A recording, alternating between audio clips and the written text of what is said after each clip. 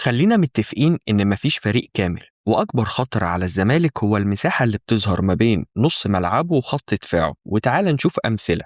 شوف هنا مع نزول صلاح محسن في المساحة اللي بقولك عليها، أصبح لاعب خالي من الرقابة تماما وقدر يستلم.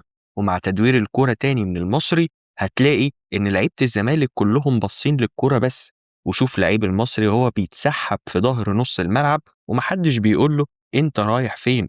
وخد بالك من المساحة اللي بتظهر كمان في خط الدفاع نتيجة تأخير ترحيل عمر جابر، وبيحاول فعلا المصري يستغلها بكرة طويلة.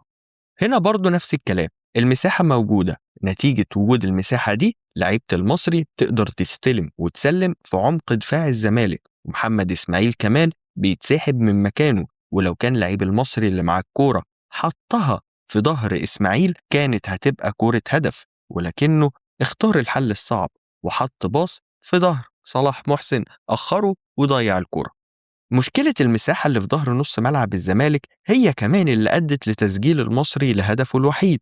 شوف صلاح محسن بيستلم إزاي، ودفاع الزمالك مش عارف يطلع وراه ولا لأ، لأنه خايف يطلع ويسيب المساحة اللي في ظهره تتكشف. وبالتالي الراجل بيقدر يستلم ويقف على كورته ويسلم اللي جاي منطلق أسامة الزمراوي، اللي استلم في نفس المساحة قدام المدافعين وورا خط الوسط. ونتيجة التأخير في الضغط الراجل قدر كمان يشوط الكورة وتدخل جون.